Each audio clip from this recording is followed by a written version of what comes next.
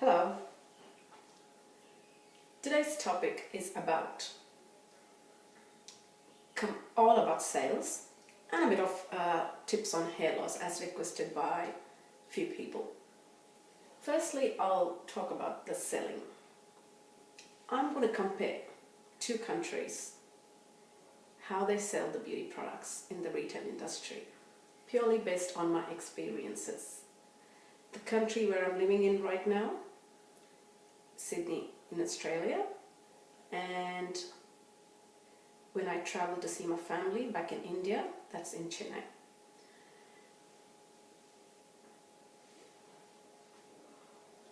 Let me start with Australia first. I have worked for myself and being an entrepreneur and provided services to many companies or brands. I would say I would call myself a traveler, because what I do is wherever the agency sends me to provide my services, I go to those companies, and variety of brands, big brands I'm talking about, and also retail out the major retail outlets like Myers, David Jones, Priceline, and I would say Saul Pattinson's Chemist. So these places, I have promoted their products, beauty products, skincare, makeup, in those ranges, whatever they have in this shop. I'll start off with Myers and David Jones. Every counter has got a manager, a counter manager. Of course, when they're not there, then I'm by myself. But if there is a counter manager, which is most of the time there are, this is what, as a traveler, I'm told. What they say is, when the customer comes in, they tend to, well, they do their process, whatever, building rapport, talking about the product, the need, all those things. But eventually when the customer is asking, requesting for samples to take with them to try and test, what I don't understand is majority of these brands or the managers there, they tend to get so stingy with giving products. Obviously, of course, they have to manage, there's control in there where it's not wastage and things like that, and it probably comes from the company.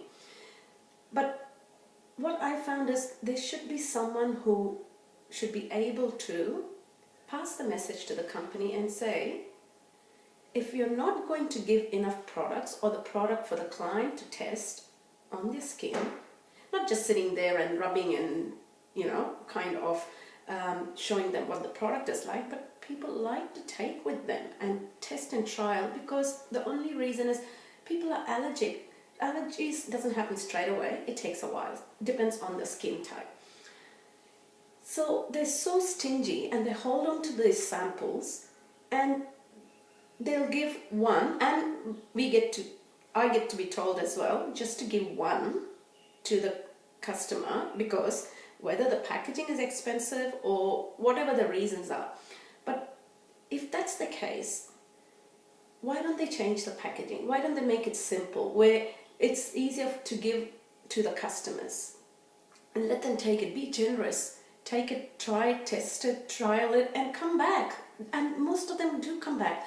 Very rarely I would see there are people who would go picking samples from counters to counters and they live on it. And you can tell those people, that comes with experience. And so this is how it's done here. I'm not talking one place, I'm talking about many places. Many. I'm talking about big brands, La Prairie. It can be Estee Lauder, it can be Lancome, it can be... And it actually, I think it depends on the counter manager, basically, and the people who are working there, how they manage. So this is purely based with my experience. And what happens is customers get annoyed, and they really are annoyed because they're not getting the samples to take with them to test. And they're spending not just $1, $2, or $10. We're talking about hundreds of dollars in these products when they buy the product. It's not cheap. So this is one of the experience, and I found it was annoying for me, and I get into trouble all the time because I tend to give, and I can see the difference when I give it to the customers. They're so happy and they tend to buy, and I make my sale. I exceed my targets when needed. No doubt about it. People want genuine care. People want, they really want to see that you're genuine about it. And 90% salespeople are not trusted because of what's happening around, because of the culture. They have produced what's up there and the behavior of these salespeople. It's unfortunate, but it's sad. It will take time to change that. Obviously, it'll take plenty of time. And that comes purely with experience, background, and a good manager. When I say a good manager, a good leader who understands what actually the customer needs, who understands, who is empathy, who gives, who treats the staff well. These good leaders would be able to, in the long run, definitely grow.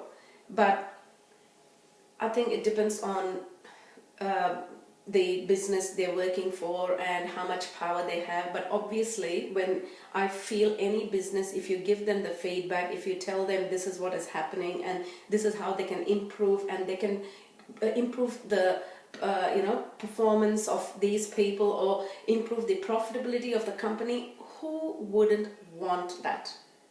Any business would be ready to take it on board. Am I right? Now, that's one part with selling. Now, but apart from that, they're very professional. They're pretty much really, any counters you go to, any brands, it's pretty good, and the service is good, and it's not bad, depending again who the person is working there at that time. But very rare, as I would say, you would find out of 10, 2 of the counter managers would be very generous. And I've heard this from many clients. They would run back to them to buy the product because they say, wow, I got all these things and I spent nearly $500 to $1,000 at that counter because I got all these little things for free. So people are excited with that. And as I said, it's very rare. Now, in India, when I travel and I see my family and I go to the shopping malls, big complexes, or even the smaller ones, medium size, where it's purely retail with hair and beauty. And I'm also talking about the big brands like Estee Lauder, Lancome, all these brands. I don't understand, or even the jewelry, wherever the retail is. The moment I step in and walk into the area, the salespeople, they just come in. They really annoy because they start selling by begging, actually. They beg. Madam, can you come to my counter? Can you please? For me, it is, hey, I just entered. I just stepped in. Let me browse around. Let me have a look around. Give me the time to breathe. Let me think what I want. So, and I found that many places in Chennai, in most of the retail places, depending, I think, the clothing shops I've attended to, it's not bad. I didn't find that. But the hair, beauty, those places in the retail, those areas, I found this is what happens. And I think, are they selling or are they begging? That need to be stopped. It's not the way you sell. You need to be professional. People know what they want. You should know when to push, when to talk, when to, deal, and when to sell the product. So having said that, it's very sad again over there, and that's what I found. And I thought, well, let me create this video on and compare the two countries. But I don't know about the samples and stuff, or testers, what they do, because I've really never asked, and I don't know how generous they are. So having said that, now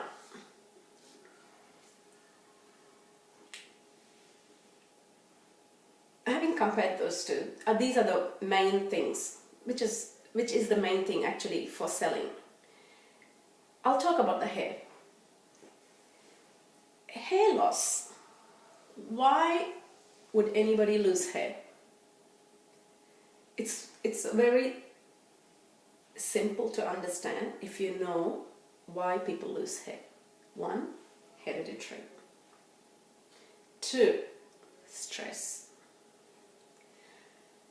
First, let me talk about hereditary. It's not easy to find out if the person is balding at the age of 28 or 29 because it is a hereditary thing or because it's stress. The only way you can find out is the person will know what the person is going through in life.